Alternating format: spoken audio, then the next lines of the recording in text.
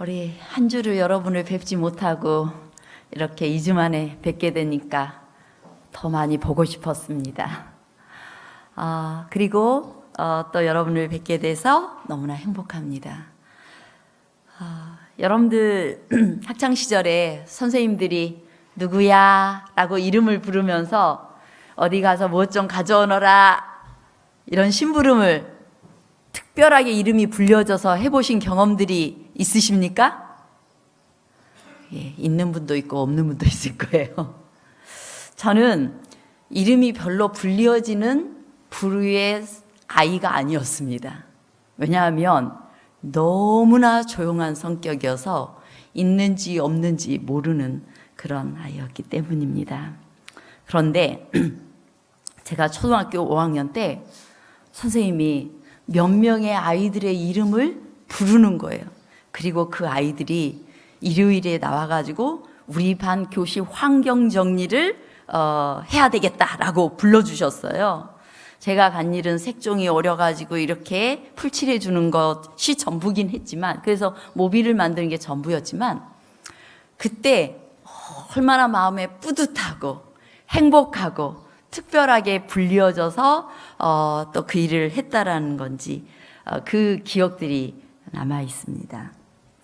인간은 누구든지 내가 누군가에게 필요한 존재라는 그 인식과 느낌을 가지고 살아가는 게 대단히 중요합니다. 여러분은 교회에 다니시면서 행복하십니까? 내가 교회 몇 주를 안 왔는데 전화 한 통 없고 그냥 오랜만에 갔는데도 왔어요 인사 이렇게 하고 그러면 내가 이 교회를 행복하게 다니기가 쉽지 않아요. 내가 어쩌다가 한 번 딱 안 갔는데 사람들이 난리가 나 있어요. 어떻게 못 오셨냐, 무슨 일 있었냐고 이러면 어때요? 굉장히 중요한 사람 같아져요. 그리고 또 내가 교회에서 한 기퉁에서 뭔가를 하고 할 수 있다는 거, 그것은 대단히 행복한 일입니다. 우리 주님께서는 우리를 쓰기를 원하십니다. 우리를 부려먹고 싶고 아니면 우리를 피곤하게 하고 싶어서 쓰시겠다는 것이 아니라 우리의 마음속에 내가 너 필요해. 하나님에게는 부족한 게 없어요. 그런데 내가 너 필요해. 너의 봉사를 필요로 하고 너의 작은 아무것도 아닌 것 같은 그 봉사를 통해서 내가 영광 받는단다 라고 말씀해 주신다면 얼마나 행복하겠어요. 하나님께 받은 은혜가 너무 큰데 나도 하나님께 드릴 게 있다라면 얼마나 즐겁겠습니까? 그런 느낌 때문에 사실상 이거를 굳이 이야기하지 않아도 우리가 예수님을 믿게 되면 뭔가 하고 싶어져요. 집에 뭔가 하나 있으면 딱 뭐가 생각나? 교회 가서 나도 이거 나누고 싶다. 오늘 우리 조을란 성도님이 뭔가를 무겁게 쌀을 하나 가지고 오는 거예요. 이 쌀을 내가 가지고 가서 우리 교인들과 밥을 해서 나누고 싶다. 이런 마음이 드는 거예요. 이게 다 무슨 마음이에요? 하나님께 받은 사랑에 반응되어지는 마음이에요. 또 오늘 일찍이 와가지고 꽃을 저 데크 있는 쪽에 매달아 놓으시는 우리 성도님들이 계세요. 나가서 보니까 너무 이쁜 거예요. 또 아침에 와서 풀을 이렇게 꽃밭에 있는 풀을 뽑고 올라오시는 분 계세요. 하나님의 교회를 이렇게 예쁘게 가꾸고 있는 것입니다. 저는 이렇게 올라오기 전에 아이들이 저 방방이를 뛰고 있는데 아이들에게 부탁했어요. 애들아, 부탁 하나 할게 하면서 우리 어린이반에 가가지고 우리 박종환 교수님을 좀 도와달라고. 교수님께서 앞에서 너희들을 지도하는데 너희들이 잘 도와드리면 힘있게 할 수 있을 것 같다. 부탁해 라고 부탁하고 왔어요. 이러한 것들은 내가 어딘가에 쓰임을 받는다라는 느낌은 우리를 더 많이 행복하게 하는 것입니다. 우리 하나님께서 우리를 우리에게 말씀하세요. 주가 쓰시겠다. 주님께서 내가 너를 쓰겠다라고 말씀하십니다. 자, 한번 자기 이름을 넣어서 말해봅시다. 주께서 선미 너를 쓰시겠다. 자, 자기에게 한마디 해보겠습니다. 시작. 주께서 너를 쓰겠다. 예수님께서 그렇게 말씀하십니다. 오늘 본문의 말씀 읽겠습니다.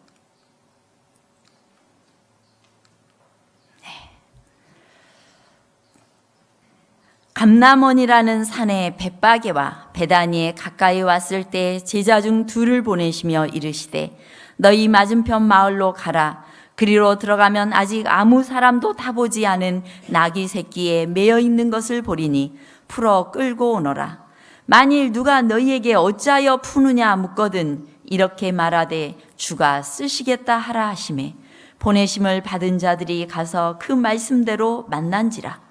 나귀 새끼를 풀 때에 그 임자들이 이르되 어찌하여 나귀 새끼를 푸느냐 대답하되 주께서 쓰시겠다 하고 그것을 예수께로 끌고 와서 자기들의 겉옷을 나귀 새끼 위에 걸쳐 놓고 예수를 태우니 가실 때 저희가 자기의 겉옷을 길에 펴더라. 어떤 장면이요? 이제 예수님께서 우리를 대신해서 죄값을 짊어지고 십자가에 달려 돌아가실 때가 다 가까웠습니다.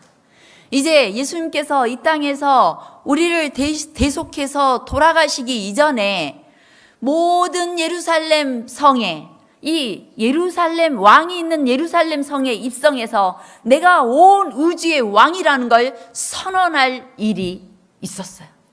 그래서 예수님께서 이제 이 구약 성경에 예언된 대로 왕으로서 이 예루살렘 성으로 들어가시게 되는 것입니다.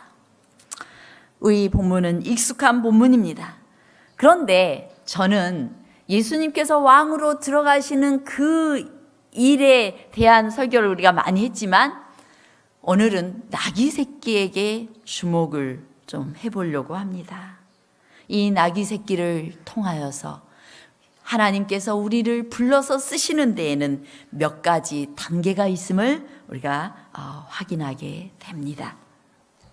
자, 먼저 예수님께서는 우리를 통해 일하고자 하시는데 주님께서는 먼저 우리에게 쓰시겠다라고 말씀하시고 작정하십니다. 이게 자꾸 리모컨이 먹히질 않네. 네. 자, 예수님께서 만일 누가 이제 다짜고짜 가서 저쪽에 있는 저 마을에 가가지고 제자들한테 나귀 새끼 풀어와 이러는 거예요. 그러니까 아유 그 주인들이 뭐라 하면 어떡합니까? 라고 이야기하니 예수님께서 만일 누가 너희에게 어찌하여 푸느냐 묻거든 주가 쓰시겠다 이렇게 대답하라는 거예요.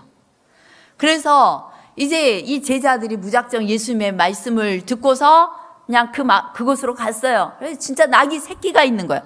단 한 번도 사람을 태운 적이 없는 나귀 새끼가 있어요. 그때 다짜고짜 남의 건데 풀어가지고 이제 데려가려고 하니까 임자들이 가만히 있지 않겠죠. 임자들이 어째서 나귀 새끼를 푸느냐 하니까 뭐라고요? 주께서 쓰시겠다 하고 하니까 희한하게 끌고 가라고 한 거예요. 끌고 가서 나귀 새끼 위에다가 자기들의 겉옷을 펼치고 왜 펼쳤을까요? 나귀에 뭐였겠어요? 안장이었겠죠. 왕이 타실 안장에 자기 옷을 펴가지고 걸쳐놓고 예수님을 태우게 된 것입니다. 주님께서는 이 베다니 근처의 맞은편 마을에 있는 그 나귀 새끼를 쓰기로 작정하셨습니다. 결심하셨어요. 그 나귀가 주인이 있든지 나귀가 아직 어린 새끼든지 본인을 잘 지탱할 수 있을 것 같든지 없든지 뭐 상관없이 주님께서 그 나귀 새끼를 쓰기로 작정하신 것입니다. 우리는 때로 내가 이 세상에 존재해야 될 이유가 있을까라고 질문을 던집니다. 나는 이 교회에 있어야 될 이유가 있을까라고 질문을 던집니다. 그러나 우리가 이 땅에 존재하고 있다라는 사실 그 자체는 이미 하나님께서 우리를 하나님의 일꾼 되고 하나님의 자녀 삼기로 작정하셨기 때문에 이 땅에 있는 것입니다. 자, 그것이 하나님의 말씀 가운데 있어요. 에레미야 함께 있는 말씀 읽어보겠습니다. 시작. 내가 너를 복중에 짓기 전에 너를 알았고 네가 태에서 나오기 전에 너를 구별하였고 너를 열방의 선지자로 세웠노라 하시기로. 자, 우리가 복중에 있을 때, 태중에 있을 때 하나님께서 미리 어떻게 하셨다고요? 아셨다라고요. 아셨고 너를 구별하였고 너를 세우셨다라고 말씀하고 있습니다. 여러분들이 지금 이 자리에 계시다는 것 자체가 하나님께서 여러분을 이미 아셔서 세우셨고 여러분을 통해 뭔가를 계획하고 있다라는 증거가 된다라는 거예요. 또 이사야서에 말씀하십니다. 우리 함께 읽겠습니다. 자, 야곱아 너를 창조하신 여호와께서 이제 말씀하시느니라. 이스라엘아 너를 조성하신 자가 이제 말씀하시느니라. 너는 두려워 말라. 내가 너를 구속하였고 내가 너를 지명하여 불렀나니 너는 내 것이라. 내가 너를 지명하여 불렀나니. 장대섭 장로님, 예수님께서 지명하여 부르셨어요? 아직 확신이 없는 것 같아요. 대답이 없는 것 같아요. 김광부 집사님, 지명하여 부르셨어요? 지명하여 부르셨어요. 네, 지명하여 부르셨어요. 자, 그 사람이 한 명 태어나기까지의 과정을 여러분 아십니까? 보통 이제 한 번 이 남자와 여자가 만나서 결혼을 하고 그리고 아기를 갖게 되잖아요. 그런데 이 한 번 남자들이 정자를 내보내면 1억 개에서 5억 개 정도의 정자가 방출이 돼요. 그런데 그 정자가 난자가 있는 곳까지 살아서 도착하는 정자의 수가 몇 개 정도 되는 줄 알아요? 한 100만 개 정도 된다고 그래요. 100만 개 정도 되는 것 중에 그 중에 하나가 이 난자에 들어가서 다른 난자를 만나서 결합해서 수정이 되는 것입니다. 난자는 어떻게 형성이 되는가? 임신 4개월째 되는 이 엄마의 태중에 딸아이가 있다면 그 딸의 몸속에 이미 200만 개의 난세포가 있더라고요. 그리고 이 난세포가 자라서 초경 때가 되면은 10살에서 13살 정도 되죠. 이 초경 때가 되면은 이 난자가 25만 개에서 40만 개 정도의 난자로 성숙한 난자로 변하게 됩니다. 그리고 그때부터 매달 한 개씩 난자가 뭐예요? 방출이 되는 거예요. 배출이 되는 거예요. 그래서 이제 생리를 하죠. 궁극적으로 이 배란되는 난자는 불과 몇 개 정도가 되냐면 400개에서 500개 정도가 돼요. 그래서 평생에 아이를 만들 가능성이 있는 난자가 400개에서 500개 정도. 물론 25만에서 40만 개의 난자가 있고 그 중에서 400개에서 500개가 있고 그 중에 하나가 선택되어져서 그 난자와 정자가 만나가지고 그 5억 개, 1억 개에서 5억 개의 정자와 25만에서 40만 개의 난자 중에 하나가 만나서 누가 태어난 거예요? 여러분들이 그 어려운 과정을 거쳐가지고 이 땅에 태어난 겁니다. 여러분이 한 일은 없는데 하나님께서 여러분이라는 나라는 사람을 이 땅에 태어나게 하셔서 주님께서 쓰시기 위하여 지명하여 불렀다는 거예요. 그 중에 난자 중에서 지명하여 부르시고 또 정자 중에서 지명하여 부르셨어요. 이제 우리가 그 과정을 거쳐서 이 자리에 있다는 것 자체만으로도 하나님의 소중하고 귀한 의도하심을 가지고 이 땅에 존재하고 있는 증거가 되는 것입니다. 우리 옆에 있는 사람한테 한번 이야기해 주세요. 정말 귀한 분이시네요. 네, 이야기해 주세요. 예, 하나님이 부르신 정말 귀한 분이세요, 여러분들이. 이제 그렇게 태어난 우리들이 자기가 얼마나 소중한지조차 몰라요. 얼마나 소중한지 모르고 그냥 자살하고 싶은 생각도 들고 또 나는 아무것도 아니라는 생각을 하면서 이 세상을 살아갑니다. 내가 얼마나 귀한 사람인지 하늘의 뜻을 모르고 막 살아갑니다. 술도 퍼마시고 그리고 또 아무렇게 하면서 그렇게 살아갑니다. 그냥 남들 하듯이 남하고 조금만 그러면 싸워버리고 아주 그냥 꼴불견인 모습으로 살아가요.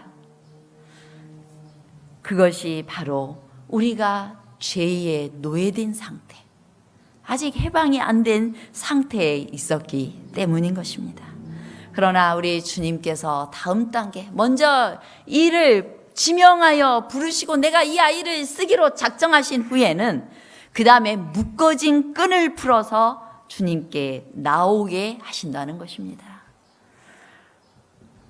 나귀 새끼 풀 때 임자들이 어째서 나귀 새끼 푸느냐라고 당연히 항의를 했겠죠. 세상의 주인들은 세상적 관점에서, 세상의 문화적 관점에서, 전통과 가치관 속에서 우리를 향해서 왜 나귀 새끼를 푸느냐고 물을 수가 있습니다. 제가 맨 처음에 신학과에 입학하던 시절에 사람들이 다 물었어요. 99%. 왜 신학과 가려고 해? 그것 뭐가? 여자가 왜 신학과 가려고 해? 이렇게 이야기를 했어요. 그리고 또 우리는 그런 상황에 많이 직면하게 돼요. 뭔가를 맡기려고 할 때, 나 같은 게 뭐라고? 난 그런 거 못하는데요. 나 같은 게 뭐라고요? 이렇게 생각을 하게 됩니다. 세상은 이 세상의 많은 문화와 관습과 또 세상이 주는 우리에게 주는 가치관은 니까짓 게 뭘 하겠다고 이렇게 이야기를 해요. 널 봐봐. 너는 아무것도 아니야. 이런 생각을 갖게 하는 것입니다. 그런데 하나님께서는, 예수님께서는 우리 정말 예수님을 잘 태울 수 있을 것 같지 않은 나귀 새끼를 풀라고 말씀하시고 그 나귀 새끼를 풀어주시는 것입니다. 지금 생각해 보면 저는 여자가 왜 신학과 가? 라는 말을 듣기 이전에 너같이 부끄러움이 많고 너같이 남 앞에 나서기 싫어하는 애가 어떻게 그 일을 한다고 그래? 나중에 제가 실제로 목회자가 되었을 때 우리 친구들이 다 놀랐어요. 걔가 어떻게 그걸 하지? 이렇게 놀랐어요. 그러나 하나님은 실패하지 않으시고 하나님은 하나님께서 쓰기에 합당하게 하나님께서 알아서 만드시고 하나님께서 일하시는 것입니다. 누구든지 순종하면 되는 것입니다. 하나님께서 나를 부르시고 내가 내 마음속에 하나님의 일을 평생 하고 싶다라는 열망을 주셨는데 무슨 이유가 필요합니까? 하나님이 쓰고자 하시는데 무슨 이유가 필요합니까? 하나님께서 쓰고자 하시는 것입니다. 우리 모든 이 자리에 오신 여러분들은 우리 예수님께 너무나 소중하고 귀한 하나님의 일꾼들입니다. 여러분을 통하여서 이 교회를 세우시고 이 교회를 유지하시고 여러분을 통하여 하나님의 뜻을 이루고자 하시는 것입니다. 그러므로 여러분들은 중요한 사람들입니다. 아무도 그것을 주장하거나 막을 권리가 없습니다. 심지어 내가 잠깐 그 나귀를 소유했던 주인이라 할지라도 그리스도께서 쓰고자 하시는데 막을 수 없는 것입니다. 그리스도를 만나고 예수님의 제자가 된다는 것은 그동안의 모든 사상과 삶의 방식이 완전히 바뀐다는 것을 의미하게 되는 것입니다. 왜? 우리를 꽉 묶고 있던 그 노예의 끈, 죄의 끈들이 풀어지기 때문인 것입니다. 예수님께서 우리를 자유케 하시고 이제 예수님의 제자가 되어 우리는 자발적으로 예수님의 삶의 방식으로 패턴이 바뀌는 것을 의미하는 거예요. 옛날에 나는 아무것도 할 수 없어라고 생각했지만 나는 이제 그리스도 안에서 내게 능력 주시는 자 안에서 모든 것을 할 수 있어라고 그 방식으로 생각하게 되는 것입니다. 내가 옛날에는 정말 내 성질이 원래나 더러워서 그냥 나한테 잘못하기만 해봐. 내가 확 함대해줘. 이런 생각이었지만 내가 예수님을 알고 나서는 내가 얼마든지 화를 내었던 사람이지만 예수님을 사랑하고 예수님의 그 나에게 베푸신 그 너무나 아름다우신 은혜와 그 사랑에 감격하면서 나도 예수님처럼 참아보고 싶어. 나도 예수님처럼 사랑해주고 싶어. 나도 예수님처럼 용서하고 싶어라는 갈망이 있게 되면, 내 생각이 이렇게 바뀌게 되면 예수님께서 그렇게 살아갈 수 있도록 바뀌는 것입니다. 그래서 예수님을 믿고 나서 많이 변했네. 우리 그리스도인들은 그렇게 돼야 돼요. 저 사람은 정말 제7일 안식일 예수 재림교인이어서 달라. 믿을 수 있어. 참 너그러워. 참 괜찮은 사람들이야. 참 저 사람은 뭐 파츠로 매주를 쓴다고 해도 믿어도 되는 사람들이야. 이런 말을 듣도록 예수님께서 만들어주시는 거예요. 자, 우리 그렇게 한번, 그렇게 예수님이 만드시도록 우리를 헌신해 보시겠습니까? 예, 우리 주님께서 그 끈을 풀어주십니다. 치료봉사에 있는 말씀 함께 읽어보겠습니다. 같이 읽겠습니다. 시작. 그분께서는 우리의 연약함과 무지, 우리의 냉담과 고집을 여러 해 동안 참으셨다. 우리가 방황하고 심령이 완악하고 하나님의 말씀을 멸시하고 있을지라도 그분의 팔은 여전히 우리를 향하여 뻗쳐 있다. 은혜는 은혜 받기에 합당치 못한 인간에게 나타내신 하나님의 태도이다. 우리가 은혜를 찾는 것이 아니고 은혜가 우리를 찾아왔다. 우리가 은혜를 받을 가치가 있기 때문에서가 아니고 전혀 가치가 없기 때문에 하나님께서는 당신의 은혜를 우리에게 주시기를 기뻐하신다.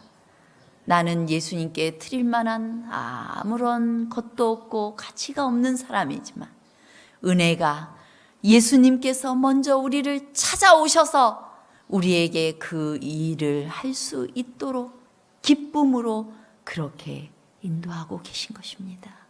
얼마나 감사합니까? 나를 믿어주신 하나님이 얼마나 고맙습니까? 제가 초등학교 5학년 때 그 선생님이 내 이름을 불러줘서 얼마나 고마웠는지 몰라요. 일요일날 친구들이랑 뛰어노는 게 더 즐거울 법도 하지만 너무나 신이 났었어요. 특별히 불리움을 받는다는 거. 하나님께서 여러분을 딱 지명하여 부르셔서 나는 아무것도 할 수 없지만 특별히 나를 통해 하나님의 일을 하시겠다라고 말씀하시고 있는 것입니다. 그 뒷구절도 함께 읽겠습니다. 시작. 구주의 비유에 나오는 잃어버린 은전은 비록 먼지와 쓰레기 속에 묻혀 있을지라도 여전히 하나의 은이었다. 그것이 가치가 있기 때문에 그 은전의 주인은 그것을 찾았다. 그와 마찬가지로 각 영혼은 죄로 말미암아 아무리 타락하였을지라도 하나님의 눈에 가치 있게 여겨진다. 은전이 통치자의 상과 명각을 간직하고 있는 것처럼 사람은 창조 시에 하나님의 형상과 명각을 간직하게 되었다. 비록 죄의 영향을 받아 오늘날은 훼손되고 희미해졌을지라도 각 영혼에는 그 명각의 흔적이 남아있다. 하나님께서는 그 영혼을 회복시키시고 의와 성결로서 그 위에 당신의 형상을 다시 새기기를 원하신다. 하나님의 뜻이 뭐예요? 하나님께서 우리처럼 성질 고약하고 이기적이고 이런 사람을 정말 예수님 닮은 사람으로, 거룩한 사람으로 변화시켜서 하늘까지 옮겨가는 것이 하나님의 뜻이에요. 그 일을 우리를 믿어주고 계시는 거예요. 이렇게 다혈질이고 아무것도 아닌 나를 믿어주셔서 아직도 우리 안에 있는 하나님의 형상을 다시 회복시키셔서 우리를 귀하고 가치 있는 존재로 하나님이 그렇게 사용하시겠다라는 것입니다. 이제 3단계는, 1단계는 뭐였어요? 주님이 쓰기로 작정하시는 단계. 두 번째 단계는 뭐예요? 우리의 매여 있는 것들을 다 풀어내는 단계. 그리고 세 번째 단계는 사용하기에 적합하게 만들어 쓰시는 단계입니다. 여러분들이 나는 원래가 말을 못해서 못해요. 나는 이거 원래 못해서 못해요. 쓸데없는 걱정 다 하지 마시기 바랍니다. 그 걱정은 누가 하면 돼요? 하나님이 하시면 돼요. 하나님께서 그냥 여러분들을 알아서 만들어서 쓰겠다는 거예요. 그러니까 이래서 못해요, 저래서 못해요, 이런 말은 그리스도인들이 하지 않으셔도 되는 말이에요. 나 절대 그거 시키면 절대 교회 안 나가요, 이렇게 협박하시는 분들이 있는데, 하나님께서 기회를 주셔서 그 일을 맡길 때는 내가 너와 함께해서 그 일을 넉넉하게 할 수 있게 하겠다라는 약속이 포함되어 있는 것입니다. 우리 이제 그 나귀 새끼를 예수께로 끌고 와서 자기들의 겉옷을 나귀 새끼 위에 걸쳐놓고 예수님을 태웠습니다. 나귀는 단 한 번도 사람을 태운 적 없고 아직은 비실거려 보이는 이 나귀 새끼가 하늘의 왕을 태우는 영광스러운 나귀가 된 것입니다. 예수님께서는 그 나귀 새끼를 타고 당당하게 예루살렘으로 입성하셨어요. 우리는 보잘것없는 나귀 새끼일 뿐입니다. 그러나 주님께서 저와 여러분들을 쓰시겠다라고 선언하셨고 하나님의 기관에서, 하나님의 몸된 교회에서 사용하고 계십니다. 거기에 우리는 그 사랑에 반응하여 움직일 뿐이에요. 저는 심지어는 정말 연약하고 아픈 상태 하나님께서 쓰신다는 걸 알아요. 나는 연약하지만 내가 연약하고 내가 아프기 때문에 누군가 아픈 사람의 손을 꼭 잡아주면 그 사람은 대단한 생명력을 얻을 수가 있는 것입니다. 우리 주님께서 우리에게 말씀하세요. 이제는 고린도후서 8장 11절로 14절의 말씀입니다. 이제는 하던 일을 성취할지니 마음에 원하던 것 같이 완성하되 있는 대로 하라. 여러분의 마음속에 이걸 해야 되겠다, 하나님께서 이걸 하라고 하는 것 같아, 누구한테 전화하라고 하는 것 같아, 누군가를 좀 챙겨봐주고 인사하라고 하는 것 같아, 내가 그 교회 가서 물을 좀 주라고 하는 것 같아, 잡초를 좀 뽑으라고 하는 것 같아, 내가 교회에다 뭘 어떻게 하라고 하는 것 같아. 이러한 마음이 들면 그냥 서슴없이 해보시기 바랍니다. 있는 대로 마음에 원하던 것 같이 완성하되 있는 대로 하라고 주님께서 말씀하십니다. 할 마음만 있으면 있는 대로 받으실 터이요 없는 것은 받지 아니하시리라. 나는 이거 못하는데요, 그거는 누구한테 맡기라고요? 예수님께 맡기라고요. 여러분이 가진 재능과 여러분이 가지고 있는 것 외에는 더 이상 요구하지 않으신다고요. 있는 대로 하라고요. 그러면 이제 그것을 통하여서 나의 넉넉한 것이 다른 사람의 부족한 것을 보충하고 다른 사람의 부족한 것이 나의 넉넉한 것을 보충을 받아서 이 교회가 아름답게 되어지고 하나님의 일이 이루어지는 것입니다. 이제 그 일을 위해서 예수님의 제자들, 예수님께 부름을 받았던 제자들은 그다지 예수님의 제자로서 합당해 보이지 않았어요. 그러나 예수님의 제자들은 기꺼이 예수님을 따르게 되었고 그들은 끝내 예루살렘으로 입성하는 왕이 달 나귀 새끼에 자신의 겉옷을 얻는 제자들이 되었습니다. 이제 그 중에 가장 다혈질이었던 사람 누구요? 베드로가 끝내 예수님을 배반했어요. 예수님께서 붙잡히시던 날 밤에 이제 사람들이 너 예수님 제자지 하니까 나 몰라, 저 사람 몰라 그랬어요. 그 다음에 또 두 번째 너 예수님 제자잖아, 나 모른다니까. 예수님에 대해서 욕까지 하면서 배반을 했습니다. 그런데 이제 예수님께서 다시 십자가에 돌아가셨다가 3일 만에 부활하시고 제자들을 만나게 되었어요. 제자들을 만났을 때 그 중에 가장 예수님을 배반했던 이 시몬하고 따로 대면하여 말씀하십니다. 요한복음 21장 15절로 17절에 있는 말씀인데요. 이 시몬 베드로에게 예수님이 물어요. 근데 이렇게 묻습니다. 요한의 아들 시몬아, 네가 이 사람들보다 나를 더 아가페 하느냐? 이렇게 묻습니다. 사랑하느냐라고 해요. 그런데 헬라어 사랑이라는 이 단어는 세 개의 단어가 있어요. 근데 아가페는 그럼에도 불구하고 이 영원한 사랑이에요. 영원히 변치 않는 사랑, 하나님의 사랑이거든요. 네가 나 아가페 하느냐? 시몬이 옛날에는 그랬어요. 내가 이 사람들이 다 예수님 배반해도 나는 예수님 따르겠습니다 했거든요. 그래서 예수님이 네가 나 아가페 하느냐? 라고 물으니까 시몬이 뭐라고 하냐면 주여 그러하이다. 내가 주를 필레오 하는 줄 주께서 아시나이다. 필레오는 주고받는 사랑이에요. 당신이 나를 사랑했으니 나도 당신을 사랑합니다. 이런 사랑이에요. 그러니까 주여 내가 이제는 예수님 아가페 않고요. 필레오 합니다. 예수님 나를 사랑하셨으니까 반응하는 그 사랑을 할 수밖에 없습니다. 이렇게 고백을 합니다. 두 번째 물으십니다. 요한의 아들 시몬아 내가 나를 아가페 하느냐? 그러니까 또 뭐라고요? 주여 그러하이다. 내가 주를 필레오 하는 줄 주께서 아시나이다. 이미 예수님을 배반한 전력이 있기 때문에 세 번이나 부인한 전력이 있기 때문에 이 베드로가 불안했어요. 아 이제 예수님이 나를 믿지 않으시는구나. 그럼에도 불구하고 나는 예수님 사랑해요 라고 이야기하고 있는 거예요.